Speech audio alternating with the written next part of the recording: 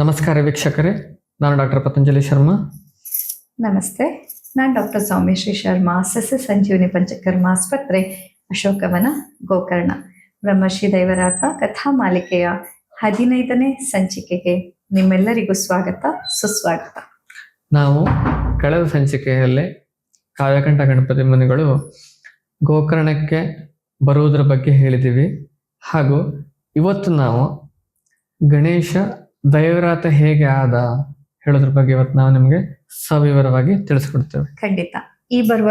ಈ ಹಿಂದಿನ ಎಲ್ಲ ಸಂಚಿಕೆಗಳಲ್ಲಿ ತಾವು ಬ್ರಹ್ಮಶ್ರೀ ದೈವರಾತರು ಇಲ್ಲಿಯ ತನಕ ಕಾವ್ಯಕಂಠ ಗಣಪತಿ ಮುನಿಗಳ ಒಂದು ಸಾನ್ನಿಧ್ಯವನ್ನ ಹೇಗೆ ಪಡ್ಕೊಂಡ್ರು, ಇಲ್ಲಿಗೆ ಗೋಕರ್ಣಕ್ಕೆ ಬರುವ ಮೊದಲು ಕಾವ್ಯಕಂಠ ಅನ್ನುವಂತಹ ಪದವಿಯನ್ನು ಅವ್ರು ಹೇಗೆ ಪಡ್ಕೊಂಡ್ರು, ಅವರ ಪಾಂಡಿತ್ಯ ಹೇಗಿತ್ತು ಅನ್ನೋದ್ರ ಬಗ್ಗೆ ಕೂಡ ನಾವು ಹಿಂದಿನ ಸಂಚಿಕೆಯಲ್ಲಿ ತಿಳಿದುಕೊಂಡ್ವಿ.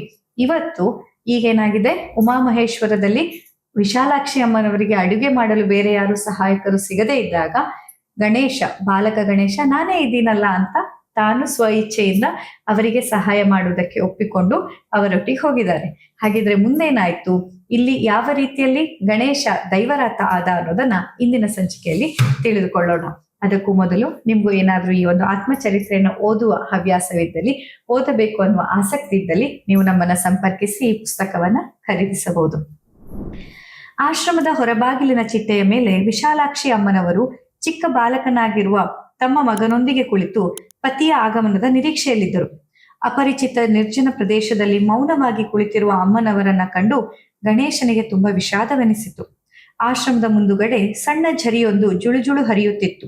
ಗಣಪತಿ ಮುನಿಗಳು ಅದರಲ್ಲಿ ಕೈ ಕಾಲು ಮುಖವನ್ನ ತೊಳೆದು ಪಶ್ಚಿಮಾಭಿಮುಖವಾಗಿರುವ ಆಶ್ರಮದ ಚಿಟ್ಟೆಯ ಮೇಲೆ ಗಾಳಿಗೆ ತನು ಒಡ್ಡಿ ಹಾಯಾಗಿ ಕುಳಿತು ನಡೆದು ಬಂದ ದಾರಿಯ ದಣಿವನ್ನ ತಣಿಸುತ್ತಿರಲು ಗಣೇಶನು ಕೈಕಾಲು ಮುಖ ತೊಳೆದು ಆರ್ಷ ದಂಪತಿಗಳಿಗೆ ತನ್ನ ಗೋತ್ರ ಪ್ರವರದೊಂದಿಗೆ ಅಭಿವಾದನ ಮಾಡಿದನು. ಅದನ್ನು ಕೇಳಿ ಪ್ರಭಾವಿತರಾದ ಗಣಪತಿ ಮುನಿಗಳು ವಿಶ್ವಾಮಿತ್ರ ದೈವರಾತ ಓದಲ ಈ 3 ಪ್ರವರಗಳ ಪರಂಪರೆಯಲ್ಲಿ ಜನಿಸಿ ಬ್ರಹ್ಮ ತೇಜಸ್ಸಿನಿಂದ ಬೆಳಗುತ್ತಿರುವ ಆತನ ಮುಖ ಕಾಂತಿಯನ್ನ ಕಂಡು ಆತನಿಗೆ ದೈವರಾತ ಎಂದು ನಾಮಕರಣ ಮಾಡಿದರು. ನೋಡಿ, ಇಲ್ಲಿಂದ ಗಣೇಶನಿಗೆ ಅವರು ಇನ್ನು ಮುಂದೆ ಕರೀತಾ ಇದ್ದ ಹೆಸರು ದೈವರಾತ ಅಂತಲೇ. ಯಾಕಂದ್ರೆ ಆ ಒಂದು ಬ್ರಹ್ಮ ತೇಜಸ್ಸು ಅವರಲ್ಲಿ ಇರೋದ್ರಿಂದ ಈ ಗೋತ್ರ ಪ್ರವರಕ್ಕೆ ಸೇರಿದ ನೀನು ಇನ್ನು ಮುಂದೆ ದೈವರಾತ ಅಂತ ನಮ್ಮ ಒಂದು ಹಿಂದೂ ಸಂಪ್ರದಾಯದಲ್ಲಿ ಗುರು ಹಿರಿಯರಿಗೆ ನಾವು ಗೋತ್ರಾಭಿವಾದನ ಮೂಲಕ ನಮಸ್ಕಾರವನ್ನ ಮಾಡ್ತಾರೆ. ಹಾಗೆ ಗಣೇಶನು ಕೂಡ ಗುರು ಹಿರಿಯರಿಗೆ ಗೋತ್ರಾಭಿವಾದನ ಮಾಡಿ ನಮಸ್ಕಾರವನ್ನ ಮಾಡ್ತಾನೆ.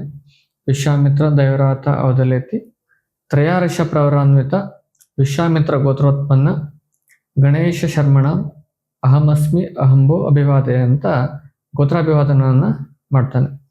ಆವಾಗ ಕಾವ್ಯಕಂಠ ಗಣಪತಿ ಮುನಿಗಳಿಗೆ ಇವನ ಮುಖದಲ್ಲೇ ಇರುವಂತ ತೇಜಸ್ಸನ್ನು ನೋಡಿ ಅವರು ಇವತ್ತಿನಿಂದ ನೀನು ದೈವರಾತ ಶರ್ಮಾ ಅಂತ ಗಣೇಶನಿಗೆ ಪುನರ್ ನಾಮಕರಣವನ್ನ ಮಾಡ್ತಾರೆ. ನೋಡಿ, ಈಗಲ್ಲಿ ವಿಶಾಲಾಕ್ಷಿ ಅಮ್ಮನವರು ಕಾಯ್ತಾ ಇದ್ರು ಉಮಾಮಹೇಶ್ವರದಲ್ಲಿ.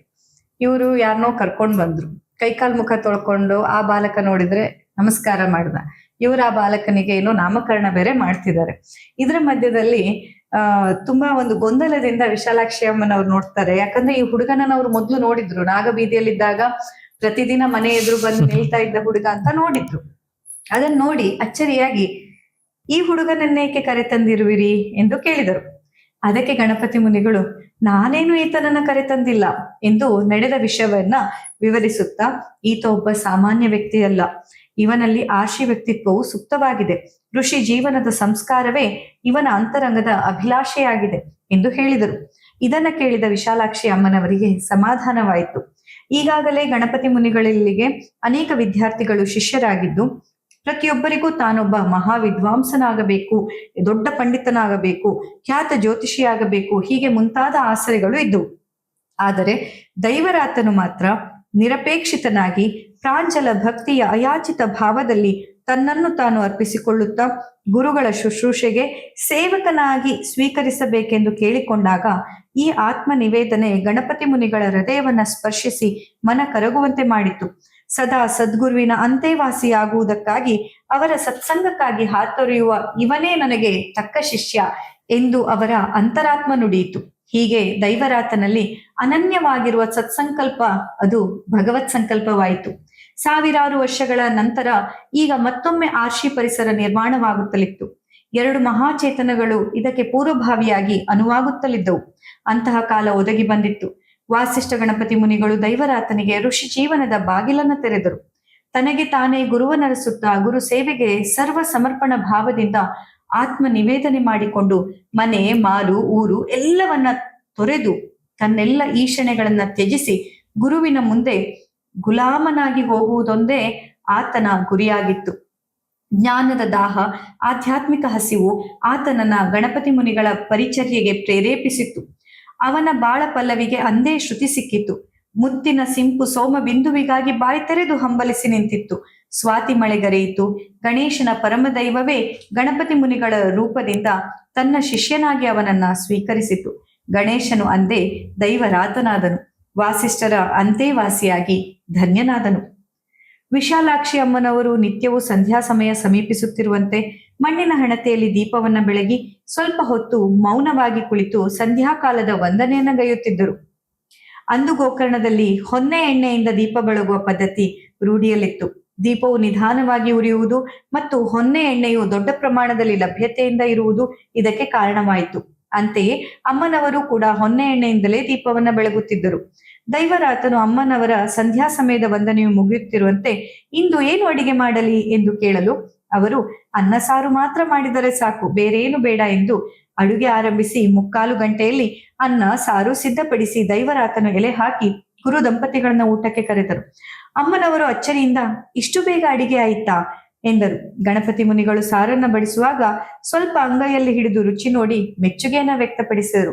ಪ್ರಥಮ ಬಾರಿಗೆ ದೈವರಾತನ ಅಡುಗೆಯ ಕೌಶಲ್ಯವು ಗುರು ದಂಪತಿಗಳ ಮೆಚ್ಚುಗೆಗೆ ಪಾತ್ರವಾಯಿತು. ಊಟದ ನಂತರ ಮೂವರು ಅಂಗಳದಲ್ಲಿ ಕುಳಿತು ಸ್ವಲ್ಪ ಹೊತ್ತು ಹಾಯಾಗಿ ಮಾತನಾಡಿ ನಂತರ ಮಲಗಿಕೊಂಡರು. ನೋಡಿ, ಎಷ್ಟು ವಿಪರ್ಯಾಸ ಇದೆ ನೋಡಿ. ಇಲ್ಲಿ ಕಾವ್ಯಕಂಡ ಗಣಪತಿ ಮುನಿಗಳು ಉಮಾಮಹೇಶ್ವರಕ್ಕೆ ಬಂದ್ಬಿಡ್ತಾರೆ. ಒಂದು ಬಾಲಕನ ಕರ್ಕೊಂಡ್ಬರ್ತಾರೆ. ವಿಶಾಲಕ್ಷ್ಮನ ಕೇಳ್ತಾರೆ, ಈ ಹುಡುಗನ್ ಯಾಕೆ ಕರ್ಕೊಂಡ್ ಬಂದ್ರಿ ಇಲ್ಲಿ ಅಂತ. ಯಾರು ಬರ್ಲಿಕ್ಕೆ ರೆಡಿ ಇರುವುದಿಲ್ಲ, ಇಲ್ಲಿ ನಿರ್ಜನ ಪ್ರದೇಶ, ಈ ಹುಡುಗನ್ ಯಾಕೆ ಕರ್ಕೊಂಡ್ ಬಂದ್ರಿ ಅಂತ. ಅವಾಗ ಅವರು ನಡೆದ ವೃತ್ತಾಂತವನ್ನೆಲ್ಲ ಹೇಳ್ತಾರೆ. ಇವನಿಗೆ ಈ ಒಂದು ಋಷಿ ಪರಂಪರೆಯಲ್ಲೇ ಇಷ್ಟ ಇದೆ, ಋಷಿ ಪರಂಪರೆ ನಡ್ಸ್ಕೊಂಡು ಹೋಗೋದು ತುಂಬಾ ಇಷ್ಟ ಇದೆ ಇವನಿಗೆ ಹೇಳುವಂಥದ್ದು ಗೊತ್ತಾಗತ್ತೆ. ಹಾಗೂ ಇವನ ಮುಖದಲ್ಲಿರುವಂಥ ತೇಜಸ್ಸನ್ನ ಕಾವ್ಯಕಂಡ ಗಣಪತಿಗಳು ಕಂಡು ಹಿಡಿತಾರೆ. ತುಂಬಾ ಜನ ಶಿಷ್ಯಂದ್ರು ಅವ್ರ ಹತ್ರ ಅಧ್ಯಯನಕ್ಕೆ ಬರ್ತಾರೆ. ಯಾಕೆ ಬರ್ತಾರೆ? ಜ್ಯೋತಿಷ್ಶಾಸ್ತ್ರ, ಖಗೋಳಶಾಸ್ತ್ರ, ವೇದಾಧ್ಯಯನ ಇವುಗಳನ್ನೆಲ್ಲ ಮಾಡ್ಲಿಕ್ಕೆ ಅಂತ ಬರ್ತಾ ಇರುವಂತಹದ್ದು. ನಾನೊಬ್ಬ ದೊಡ್ಡ ವಿದ್ವಾಂಸನ ಆಗ್ಬೇಕು ಅಂತ ಬರ್ತಾ ಇರುವಂತಹದ್ದು. ಆದರೆ ದೈವರಾತರು ಇದು ಯಾವುದೇ ಒಂದು ಅಪೇಕ್ಷೆ ಇಲ್ಲದೆ ಬರೇ ಗುರು ಸೇವೆಗೆ ಅಂತ ಬರ್ತಾರೆ ಅಲ್ಲಿ. ಆವಾಗಲೇ ಅರ್ಥ ಆಗತ್ತೆ ಕಾವ್ಯಕಂಡ ಗಣಪತಿ ಮುನಿಗಳಿಗೆ ಇವನೊಬ್ಬ ಮುಂದೆ ಒಬ್ಬ ದೊಡ್ಡ ವ್ಯಕ್ತಿ ಆಗ್ತಾನೆ ಹೇಳುವಂತಹದ್ದು. ಅಂದ್ರೆ ಸಾವಿರಾರು ವರ್ಷಗಳ ನಂತರ ಮತ್ತೆ ಈ ಆರ್ಷಿಯುಗ ನಿರ್ಮಾಣ ಆಗ್ತಾ ಇತ್ತು. ಆ ಆರ್ಷಿಯುಗಕ್ಕೆ ಈ ಗುರು ಶಿಷ್ಯರು ಸನ್ನದ್ಧರಾಗ್ತಾ ಇದ್ರು ಅನ್ನೋದಕ್ಕೆ ಇಲ್ಲಿ ನಾವು ನಿದರ್ಶನವನ್ನ ನೋಡ್ಬೋದು. ಮರುದಿನ ಮುಂಜಾನೆ ದೈವರಾತನು ಇನ್ನೂ ನಸುಕು ಹರಿಯುತ್ತಿರುವಂತೆಯೇ ಎದ್ದು ಮುಖ ಮಾರ್ಜನ ಮುಗಿಸಿ ಆಶ್ರಮದ ಮುಂದಿನ ಅಂಗಳವನ್ನ ಗುಡಿಸಿ ಸಾರಣಿ ಮಾಡಿ ಅಂದವಾಗಿ ರಂಗವಲ್ಲಿ ಬರೆದು ಸ್ನಾನಕ್ಕೆ ಹೋದನು. ಅಮ್ಮನವರು ಎದ್ದು ಹೊರಗೆ ಬರುತ್ತಿರುವಂತೆ ಅಂಗಳದಲ್ಲಿ ಸುಂದರವಾದ ರಂಗವಲ್ಲಿಯನ್ನ ಕಂಡು ಅಚ್ಚರಿಯಿಂದ ಅರೆ, ಎಷ್ಟು ಚಂದವಾಗಿ ರಂಗೋಲಿ ಹಾಕಿದ್ದಾನೆ ಎಂದು ಉದ್ಗರಿಸುತ್ತಾ ಪತಿಯನ್ನ ಕರೆತಂದು ತೋರಿಸಿದರು. ಅವರು ಅದನ್ನು ಕಂಡು ಬಹಳ ಸಂತೋಷಪಟ್ಟರು. ಸ್ನಾನಾದಿ ನಿತ್ಯ ಕರ್ಮಗಳನ್ನ ಮುಗಿಸಿ ಬಂದ ದೈವರಾತನು ಗುರು ದಂಪತಿಗಳಿಗೆ ನಮಸ್ಕರಿಸಿ ಈಗ ಮೊದಲು ಏನು ಮಾಡಲಿ ಎಂದು ಕೇಳಿದನು. ಅವರು ದಿನಾಲು ಬೆಳಿಗ್ಗೆ ಕಾಫಿ ತಯಾರಿಸು, ಆಮೇಲೆ ಮಧ್ಯಾಹ್ನದ ಊಟಕ್ಕೆ ಅನ್ನ, ಸಾರು, ತೊವೆ ಮತ್ತು ಚಟ್ನಿ ಮಾಡು ಎಂದರು. ಅದನ್ನ ಅವರು ತಿಳಿಸಿದಂತೆ ಅಡುಗೆಯನ್ನ ತಯಾರಿಸಿ ಮಧ್ಯಾಹ್ನದ ವೇಳೆ ಗುರು ದಂಪತಿಗಳಿಗೆ ಊಟ ಬಡಿಸಿದಾಗ ಅವರು ಅಡುಗೆ ತುಂಬಾ ಚೆನ್ನಾಗಿರುವುದಾಗಿ ಹೇಳಿದರು. ಆದರೆ ಅನಂತರ ದೈವರಾತನು ಊಟ ಮಾಡಲು ಅಡುಗೆ ಅಷ್ಟೊಂದು ರುಚಿಯಾಗಿರಲಿಲ್ಲ. ಕಾರಣ ಅಲ್ಲಿ ರುಚಿಯಾಗಿ ಅಡಿಗೆ ತಯಾರಿಸುವುದಕ್ಕೆ ಬೇಕಾದ ಮಸಾಲೆ ಪದಾರ್ಥಗಳಾಗಲಿ ತರಕಾರಿಗಳಾಗಲಿ ಇರಲಿಲ್ಲ. ತರುವಾಯ ನಿರ್ವಾಹಕರು ಅವೆಲ್ಲವನ್ನ ಒದಗಿಸಿಕೊಡಲು ಗುರು ದಂಪತಿಗಳ ಅಭಿರುಚಿಗನುಸಾರವಾಗಿ ಅಡುಗೆ ಮಾಡುವುದನ್ನ ಆತ ಕಲಿತುಕೊಂಡನು. ಬ್ರಹ್ಮರ್ಷಿ ದೈವರಾತ್ರಿಗೆ ಅಡುಗೆ ಮಾಡೋದು ಎತ್ತದ ಕೈ, ನಿಮ್ಗೆ ಗೊತ್ತಿದೆ. ಅವರು ಸಂತ ರಾಮದಾಸ್ ಸ್ವಾಮೀಜಿಯವ್ರ ಜೊತೆಗೆ ಇದ್ದಾಗ ಇದನ್ನೆಲ್ಲ ಕಲ್ತ್ಕೊಂಡಿದ್ರು. ಹಾಗೆ ಇಲ್ಲೂ ಕೂಡ ಅವರು ಅಡುಗೆ ಮಾಡ್ಲಿಕ್ಕೆ ಬರ್ತಾರೆ, ಅಡುಗೆಯನ್ನ ಮಾಡ್ತಾರೆ. ಆದ್ರೆ ಅಡುಗೆ ಮಾಡ್ಬೇಕು ಅಂದ್ರೆ ಸಾಮಾನು ಬೇಕಲ್ವಾ? ಅಲ್ಲಿ ಉಮಾಮಹೇಶ್ವರ ಗುಡ್ಡದಲ್ಲಿ ಉಳ್ಕೊಂಡಿದ್ದಾರೆ, ಏನು ಸಾಮಾನು ಇಲ್ಲ. ಅಲ್ಲಿ ಇರುವಂತದ್ರಲ್ಲೇ ಅವರು ಏನು ಬೆಸ್ಟ್ ಮಾಡ್ಲಿಕ್ಕಾಗತ್ತೋ ಅದನ್ನ ಮಾಡಿ ಅವರಿಗೆ ಉಣ್ಬಡಿಸ್ತಾರೆ. ನಂತರ ಅವರಿಗೆ ಎಲ್ಲ ಸಾಮಾನುಗಳನ್ನ ಉಳಿದವರು ಊರಿನ ನಾಗರಿಕರು ತಂದು ಕೊಡ್ತಾರೆ. ಹೀಗೆ ಗುರು ಶಿಷ್ಯ ಪರಂಪರೆ ಮುಂದುವರಿಯುತ್ತೆ. ಹೌದು, ಯಾವತ್ತು ನಾವು ಜ್ಞಾನವನ್ನ ಪಡೆಯಬೇಕು ಅಂದಾಗ ಗುರುವಿನಲ್ಲಿ ತನ್ನತನವನ್ನ ಸಂಪೂರ್ಣವಾಗಿ ತೊರೆದು ತಾವು ಶರಣಾಗತ ಭಾವವನ್ನ ಹೊಂದಬೇಕು ಅನ್ನೋದಕ್ಕೆ ಇಲ್ಲಿ ನಾವು ಒಂದು ಬೋಧೆಯನ್ನ ನೋಡ್ಬೋದು. ಜಗವೆಲ್ಲವೂ ನೀರವದಲ್ಲಿ ಅದ್ದಿದಂತೆ ಮೌನವಾಗಿತ್ತು. ಸಮುದ್ರದ ಅಲೆಗಳು ನೀರವವ ಭೇದಿಸುತ್ತಾ ಲಯಬದ್ಧವಾಗಿ ಅನುರಣಿಸುತ್ತಿದ್ದವು. ಎಲ್ಲೆಲ್ಲೂ ಬೆಳದಿಂಗಳ ಧವಲ ಕಿರಣ ಸಾರಣವಾಗಿತ್ತು. ಗಣಪತಿ ಮುನಿಗಳು ದೈವರಾತನನ್ನ ಸಮುದ್ರ ತೀರಕ್ಕೆ ಕರೆದೊಯ್ದು ಅಲ್ಲಿ ದೊಡ್ಡದಾದ ಒಂದು ಬಂಡೆಕಲ್ಲಿನ ಮೇಲೆ ಆತನೊಂದಿಗೆ ಆಸೀನರಾಗಿ ಆಧ್ಯಾತ್ಮಿಕ ಜ್ಞಾನವನ್ನ ಬೋಧಿಸತೊಡಗಿದರು. ಸಮಯ ಜಾರುತ್ತಿರುವ ಪರಿವೇ ಅವರಿಗಿರಲಿಲ್ಲ. ಅದೆಷ್ಟೋ ಹೊತ್ತಿನ ನಂತರ ಇಬ್ಬರೂ ಆಶ್ರಮಕ್ಕೆ ಹೋಗಿ ಮಲಗಿಕೊಂಡರು.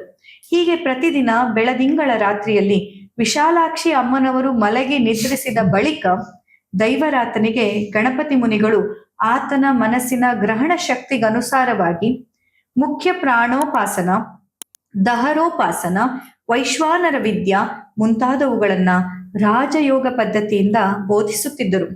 ಅಯಾಚಿತ ಭಾವದಲ್ಲಿ ಗುರು ಶುಶ್ರೂಷೆಯೇ ತನ್ನ ಆದ್ಯ ಕರ್ತವ್ಯವೆಂದು ತಿಳಿದ ದೈವರಾತನಿಗೆ ಅಮೌಲಿಕವಾದಂತಹ ಜ್ಞಾನ ಸಂಪತ್ತು ಅಧ್ಯಯನ ಮಾಡದೆ ಕೇವಲ ಗುರುವಿನ ದಿವ್ಯ ಬೋಧದಿಂದ ಸಿಗುತ್ತಾ ಇತ್ತು. ನೋಡಿ ಎಷ್ಟು ಅದ್ಭುತ ಅಲ್ವಾ. ಇಂಥ ಯೋಗ ದೈವರಾತ್ರಿಗೆ ಒಲ್ದು ಬಂತು. ಅಂದ್ರೆ ಕಾವ್ಯಗಂಡ ಗಣಪತಿ ಮುನಿಗಳು ಇವರನ್ನು ನೋಡ್ತಾರೆ, ದೈವರಾತನನ್ನು. ಇದು ಮುಂದೆ ಒಂದು ಮಹಾನ್ ಶಕ್ತಿಯಾಗಿ ಹೊರಹೊಮ್ಮುತ್ತದೆ, ಇವ್ರನ್ನ ರೆಡಿ ಮಾಡಲೇಬೇಕು ಈ ಶಿಷ್ಯನನ್ನ ಅಂತ ಅವರು ಪಣ ತೊಡ್ತಾರೆ. ದಿವಸ ರಾತ್ರಿ ಸಮುದ್ರದ ದಡೆ ಕರ್ಕೊಂಡು ಹೋಗಿ ಬಂಡೆಗಳಲ್ಲಿ ಕೂರಿಸ್ಕೊಂಡು ಎಲ್ಲ ಮಲಗಿದ ಮೇಲೆ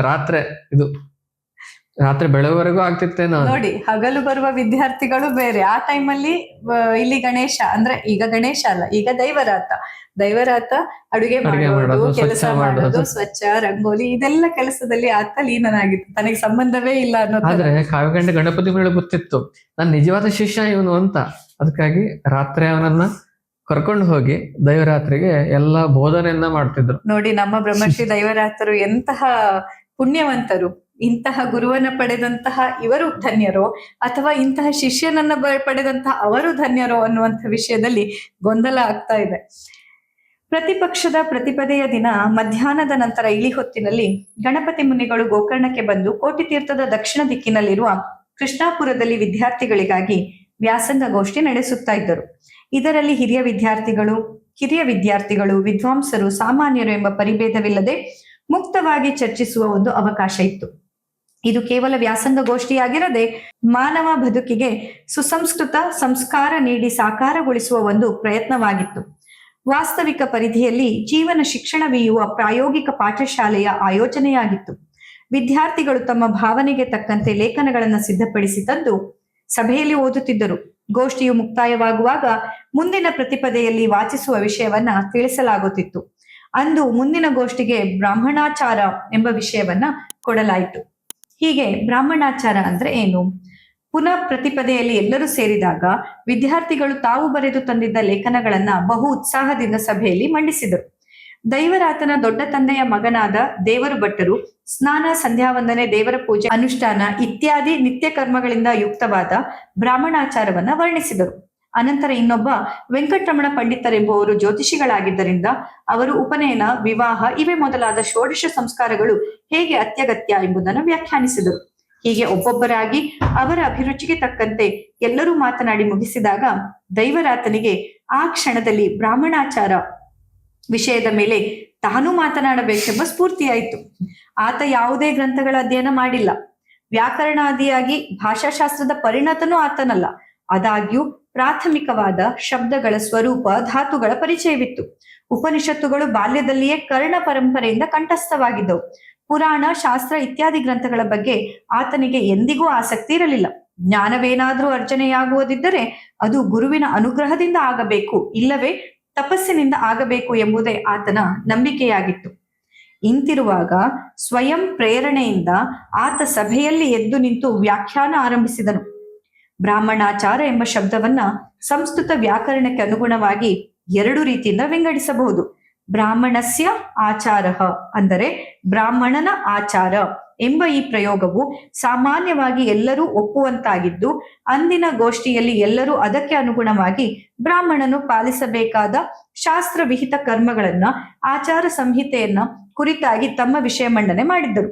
ಆದರೆ ದೈವರಾತನು ಇದಕ್ಕೆ ಬದಲಾಗಿ ಬ್ರಾಹ್ಮಣಾಯ ಆಚಾರ ಅರ್ಥಾತ್ ಬ್ರಾಹ್ಮಣನಿಗಾಗಿ ಅಥವಾ ಬ್ರಾಹ್ಮಣ ಪ್ರಾಪ್ತಿಗಾಗಿ ಎಂದು ಇನ್ನೊಂದು ವಿಧವಾಗಿ ಬೇರ್ಪಡಿಸಿ ತಾದಾರ್ಥ್ಯೆ ಚತುರ್ಥಿ ವಾಚ್ಯ ಎಂಬ ವ್ಯಾಕರಣ ವಚನವನ್ನ ಪ್ರಮಾಣವಾಗಿರಿಸಿ, ಅಂದ್ರೆ ಚತುರ್ಥಿ ವಿಭಕ್ತ್ಯಂತವಾಗಿ ವಿಂಗಡಿಸಿದಾಗ ಎಂದು ವ್ಯಾಖ್ಯಾನಿಸಿದನು.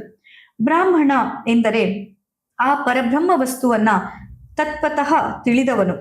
ಆ ಬ್ರಹ್ಮವನ್ನ ತಿಳಿದವನಾಗುವುದಕ್ಕಾಗಿ ಅನುಸರಿಸಬೇಕಾದ ಈ ಆಚಾರವು ಅದಕ್ಕೊಂದು ಸಾಧನ. ಈ ಸಾಧನವೇ ತಪಸ್ಸು. ಶೂದ್ರ ಯೋನಿಯಲ್ಲಿ ಜನ್ಮ ತಾಳಿದವನು ತಪಸ್ಸಿಗೆ ಅಧಿಕಾರಿಯೇ ಆಗಿರುತ್ತಾನೆ ಮತ್ತು ತಪೋರೂಪವಾದ ಸಾಧನದಿಂದ ಶೂದ್ರ ಗಂಧ ನಿವಾರಣೆಯಾಗಿ ಬ್ರಹ್ಮತ್ವ ಪ್ರಾಪ್ತಿಗೆ ಅರ್ಹನಾಗುತ್ತಾನೆ. ಇದಕ್ಕೊಂದು ಉದಾಹರಣೆ, ವಿಶ್ವಾಮಿತ್ರನು ಕ್ಷತ್ರಿಯನಾಗಿದ್ದರೂ ತಪಸ್ಸಿನಿಂದ ಬ್ರಾಹ್ಮಣನಾದನು. ಯಸ್ಮೈ ವಾಚರಣದ್ ಬ್ರಹ್ಮ ದುರ್ಜೇಯಮಪಿ ತತ್ವತಃ ಸತಾಂ ಭವತಿ ಸುಜ್ಞೇಯಂ ವಾಚ್ಯಂತತ್ ಪರಮಂ ತಪಾಹ. ಆ ಪರಬ್ರಹ್ಮ ವಸ್ತು ದುರ್ಜ್ಞೇಯವಾದರೂ ಯಾವುದರ ಆಚರಣೆಯಿಂದ ಸಜ್ಜನರಿಗೆ ಸುಜ್ಞೇಯವಾಗುವುದೋ ಅದನ್ನೇ ತಪಸ್ಸು ಎಂದು ಹೇಳಲಾಗುವುದು. ತಪಸ ಬ್ರಹ್ಮ ಜಿಜ್ಞಾಸಸ್ವ ತೈತ್ತಿರಿಯ ಉಪನಿಷತ್ತಿನ ಉದಾಹರಣೆಯನ್ನ ನೀಡಿ, ಋತಂ ತಪಃ ಸತ್ಯಂ ತಪಃ ಶಾಂತೋ ತಪಃ ದಮಸ್ತಪಃ ಶಮಸ್ತಪೋದಾನಂ ತಪೋ ಯಜ್ಞ ತಪೋ ಭೂರ್ಭುವಸ್ಸು ವ ಬ್ರಹ್ಮೈ ತದುಪಾಸ್ಯೈ ತತ್ತಪಃ. ಇದು ಮಹಾನಾರಾಯಣ ಉಪನಿಷತ್ತಿನ ಒಂದು ವ್ಯಾಖ್ಯಾನ. ಇತ್ಯಾದಿ ಉಪನಿಷತ್ ವ್ಯಾಖ್ಯೆಗಳನ್ನ ಆಧಾರವನ್ನಾಗಿಟ್ಟು ತಪಸ್ಸಿನ ಬಗೆಗೆ ಉದಾಹರಣೆ ನೀಡಿದನು. ಋಷಿ ಹೃದಯದ ದೈವರಾತನು ತನ್ನ ಅನುಭವದ ಅನಿಸಿಕೆಗಳ ಅಭಿವ್ಯಕ್ತಿಯಲ್ಲಿ ತಪಸ್ಸಿನ ಸ್ವರೂಪದ ಬಗೆಗೆ ತನ್ನದೇ ಆದ ಸ್ವಂತಿಕೆಯ ಶೈಲಿಯಲ್ಲಿ ಇದನ್ನ ಇಷ್ಟು ಸೂಕ್ಷ್ಮವಾಗಿ ಸಂಕ್ಷಿಪ್ತವಾಗಿ ವಿವರಿಸಿದ್ದನ್ನ ಕಂಡು ಎಲ್ಲರೂ ಕೂಡ ಅಚ್ಚರಿಯನ್ನ ವ್ಯಕ್ತಪಡಿಸಿದರು. ನೋಡಿ, ಆಗಲೇ ಅವರು ಬ್ರಾಹ್ಮಣರು ಪಾಲನೆ ಮಾಡಬೇಕಾದ ಆಚಾರ ಅಲ್ಲ, ಬ್ರಾಹ್ಮಣತ್ವವನ್ನ ಪಡೆಯಬೇಕಾದಾಗ ನಾವೆಲ್ಲರೂ ಈ ಒಂದು ಆಚಾರವನ್ನ ಪಾಲನೆ ಮಾಡಬೇಕು ಎಂದು ವಿವರಿಸಿದ್ದು. ಎಷ್ಟು ಅದ್ಭುತ ಅಲ್ವಾ? ನಿಜ, ಅಂದ್ರೆ ಅದ್ಭುತ. ಅವರಿಗೆ ನಾವು ಹೇಗೆ ಬದುಕಬೇಕು, ನಾವು ಯಾವ ರೀತಿ ಸೇವೆ ಮಾಡಬೇಕು, ಇದರ ಬಗ್ಗೆ ತುಂಬಾ ಅವರಿಗೆ ಒಂದು ನಂಬಿಕೆ ಇತ್ತು. ಸೊ ಅದ್ರ ಬಗ್ಗೆನೇ ಅವರು ಹೆಚ್ಚಿನ ಪ್ರಾಶಸ್ತ್ಯನ್ನ ಕೊಡ್ತಿದ್ರು. ಹೀಗೆ ಬ್ರಹ್ಮರ್ಷಿ ದೈವರಾತರು ಕೃಷ್ಣಾಪುರದಲ್ಲಿ ನಡೆದ ಒಂದು ಸಭೆಯಲ್ಲಿ ಬ್ರಾಹ್ಮಣತ್ವ ಕುರಿತು ಮಂಡನೆಯನ್ನು ಮಾಡ್ತಾರೆ. ಎಲ್ಲರಿಗೂ ತುಂಬಾ ಇಷ್ಟ ಆಗತ್ತೆ ಇದು. ನೋಡಿ, ಮತ್ತೆ ಆಗಿನ ಒಂದು ಏನ್ ಹೇಳೋದು, ಎಲ್ಲ ಜನ ಹೋಗೋ ರೀತಿಯಲ್ಲಿ ಹೋಗೋದಲ್ಲ, ಎಲ್ಲರೂ ಅರ್ಥ ಮಾಡ್ಕೊಂಡ ವ್ಯಾಖ್ಯಾನವೇ ಒಂದಾದರೆ ದೈವರಾತರ ವ್ಯಾಖ್ಯಾನ ಬೇರೆಯೇ ಆಗಿತ್ತು. ಬ್ರಾಹ್ಮಣತ್ವ ಅನ್ನೋದು ಕೇವಲ ಜನ್ಮದಿಂದ ಬರುವಂತದ್ದಲ್ಲ, ನಮ್ಮ ತಪಸ್ಸಿನಿಂದ ಬರುವಂತದ್ದು. ಉದಾಹರಣೆಯನ್ನು ಕೊಟ್ಟು ಹೇಳ್ತಾರೆ. ಹೌದು, ಉದಾಹರಣೆಯನ್ನ ಕೊಟ್ಟು ಇಷ್ಟೆಲ್ಲ ಒಂದಿಷ್ಟು ರೆಫರೆನ್ಸ್ ಅನ್ನ ಕೊಟ್ಟು ಇದನ್ನ ಹೇಳುವಂತಹ ಒಂದು ಪಾಂಡಿತ್ಯವನ್ನ ಯೋಚನೆ ಮಾಡಿದ್ರೆ, ಈತ ಯಾವ ಗ್ರಂಥಗಳನ್ನ ಓದಿದವನಲ್ಲ, ಈತ ಯಾವುದೇ ರೀತಿಯಲ್ಲಿ ಅಧ್ಯಯನ ಮಾಡಿದವನಲ್ಲ ಅಂತ ಯಾರು ಹೇಳೋ ಹಾಗಿರ್ಲಿಲ್ಲ. ಇದೇ ಒಂದು ದಿವ್ಯ ತೇಜಸ್ಸು, ಇದೇ ಒಂದು ಬಹುಶಃ ಗುರುಗಳ ಅನುಗ್ರಹ ಅಂತ ದೈವರಾತರು ಕೂಡ ಭಾವಿಸಿದ್ರು. ಹೀಗೆ ಇವತ್ತಿನ ಸಂಚಿಕೆಯಲ್ಲಿ ನಾವು ಬ್ರಹ್ಮಶ್ರೀ ದೈವರಾತ ಮೊಟ್ಟ ಮೊದಲನೇ ಬಾರಿಗೆ ತಾನಾಗಿ ಸ್ಫೂರ್ತಿಯಿಂದ, ಯಾರು ಈತನಿಗೆ ಹೇಳಿದ್ದಲ್ಲ, ಆತ ಯಾವತ್ತು ತಾನಾಗಿ ರೆಡಿ ಮಾಡ್ಕೊಂಡಿದ್ದಲ್ಲ, ತಾನಾಗಿ ಆತ ಹೇಗೆ ತನ್ನ ಒಂದು ಪಾಂಡಿತ್ಯವನ್ನ ಇಲ್ಲಿ ಪ್ರದರ್ಶನ ಮಾಡಿದ ಅನ್ನೋದ್ರೆ ಇವರು ಪ್ರಿಪೇರ್ ಆಗಿ ಹೋಗಿದ್ದಲ್ಲ. ಅಲ್ಲಿ ಎಲ್ಲರೂ ಹೇಳೋದು ಕೇಳಿ ನನಗೂ ಹೇಳಬೇಕು ಅನ್ಸತ್ತೆ. ಅಂದ್ರೆ ಇವರ ಒಂದು ಮಂಡನೆ ಮಾಡ್ಬೇಕು, ಇವರೆಲ್ಲ ಹೀಗ್ ಅಂದ್ಕೊಂಡಿದ್ದಾರೆ, ಆದ್ರೆ ನಾನ್ ಅಂದ್ಕೊಂಡಿರೋದು ಬೇರೆ ಅಲ್ವಾ. ಇದನ್ನು ಕೂಡ ವಿನೀತ ಭಾವದಿಂದ ಗುರುವಿನ ಎದುರು ಆತ ಮಂಡನೆ ಮಾಡಿದ್ದು. ನಾನ್ ಅಂದ್ಕೊಂಡಿದ್ದು ಹೀಗೆ, ನನ್ನ ಅರ್ಥ ವ್ಯಾಖ್ಯಾನ ಈ ವಿಷಯಕ್ಕೆ ಹೀಗೆ ಇದೆ ಅನ್ನೋದನ್ನ ವಿನೀತ ಭಾವದಿಂದ ಆತ ಮಂಡನೆಯನ್ನ ಮಾಡ್ತಾನೆ. ಎಲ್ಲರ ಒಂದು ಇಷ್ಟಕ್ಕೆ ಆತ ಮೆಚ್ಚುಗೆಯನ್ನ ಆತ ಪಡ್ಕೊಳ್ತಾನೆ. ಹೀಗೆ ಇವತ್ತಿನ ಸಂಚಿಕೆಯಲ್ಲಿ ಈ ದೈವರಾತನ ಅಧ್ಯಯನ ಹೇಗೆ ಶುರುವಾಗಿದೆ ಅಲ್ವಾ, ರಾತ್ರಿ ಹೊತ್ತಲ್ಲಿ ಕೂತು ಗುರುಗಳ ಅನುಗ್ರಹದಿಂದ ಎಲ್ಲ ಅಧ್ಯಯನ ಮಾಡ್ತಾ ಇರೋದು, ಅದಕ್ಕೆ ಸಮನಾಗಿ ಆತ ಪ್ರದರ್ಶನವನ್ನ ಮಾಡಿದ್ದು. ಇನ್ನು ಮುಂದಿನ ಸಂಚಿಕೆಯಲ್ಲಿ ನಾವು ಈತ ಕೆಲವೊಂದಿಷ್ಟು ವಿಷಯಗಳ ಬಗ್ಗೆ, ಅಂದ್ರೆ ಸಪ್ತ ಮರ್ಯಾದ ಸದ್ವಿದ್ಯ ಮತ್ತು ತಪಸ್ಸಿನ ಪ್ರಭಾವ ಹಾಗೂ ಮೂಲಿಕಾ ಜ್ಞಾನ, ಇವತ್ತಿಗೆ ಇಲ್ಲಿ ಸಸ್ಯ ಸಂಜೀವಿನಿಯಲ್ಲಿ ನಾವು ಮಾಡ್ತಾ ಇರುವಂತಹ ಆಯುರ್ವೇದದ ಒಂದು ಅಭ್ಯಾಸ ಏನಿದೆ, ಈ ಅಭ್ಯಾಸ ದೈವರಾತರ ಜ್ಞಾನದಿಂದ ಹೇಗೆ ಪ್ರಭಾವಿತವಾಗಿದೆ, ದೈವರಾತರು ಯಾವ ರೀತಿಯ ಮೂಲಿಕಾ ಜ್ಞಾನವನ್ನ ಹೊಂದಿದ್ದರು ಅನ್ನೋದನ್ನೆಲ್ಲ ಮುಂಬರುವಂತಹ ಸಂಚಿಕೆಯಲ್ಲಿ ನಾವು ಅರಿತುಕೊಳ್ಳೋಣ. ಇಲ್ಲಿಯ ತನಕ ತಾಳ್ಮೆಯಿಂದ ಆಲಿಸಿದ ತಮಗೆಲ್ಲರಿಗೂ ತುಂಬು ಹೃದಯದ ಧನ್ಯವಾದಗಳು. ಬ್ರಹ್ಮಶ್ರೀ ದೈವರಾತರ ಆಶೀರ್ವಾದ ಸದಾ ನಿಮ್ಮೆಲ್ಲರ ಮೇಲೆ ಇರಲಿ ಅಂತ ಪ್ರಾರ್ಥನೆಯನ್ನ ಮಾಡ್ತಾ ಇವತ್ತಿನ ಈ ಸಂಚಿಕೆಯನ್ನ ಸಂಪನ್ನಗೊಳಿಸ್ತಾ ಇದ್ದೇವೆ. ನಮಸ್ಕಾರ. ನಮಸ್ತೆ.